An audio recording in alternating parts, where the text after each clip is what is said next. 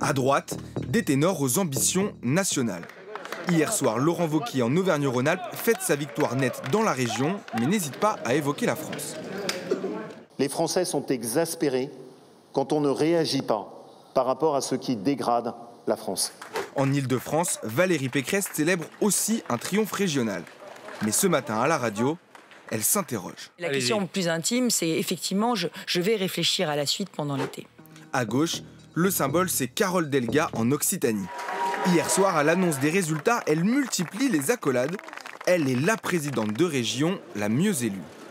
À près de 58% des voix, ce résultat m'honore et m'oblige.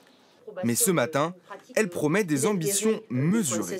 J'ai de l'ambition pour mon pays, mais je n'ai pas d'ambition à titre personnel, que les choses soient bien claires. Pour ces régionales, c'est la prime au président sortant. En France, le paysage régional est quasi identique à 2015. La gauche et la droite conservent leur bastion, à l'image d'Alain Rousset en Nouvelle-Aquitaine, réélu pour un 5e mandat. La fierté parce que le score est le bond de 10% et un capital important de confiance. Ou de Jean Rotner dans le Grand Est.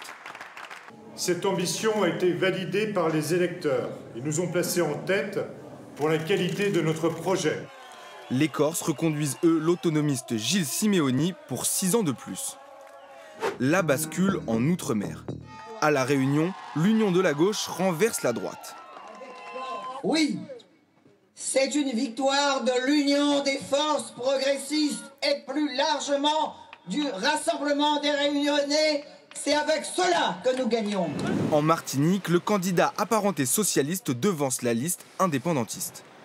L'enseignement de cette élection, c'est encore l'abstention. Comme au premier tour, seul un électeur sur 3 s'est déplacé pour voter.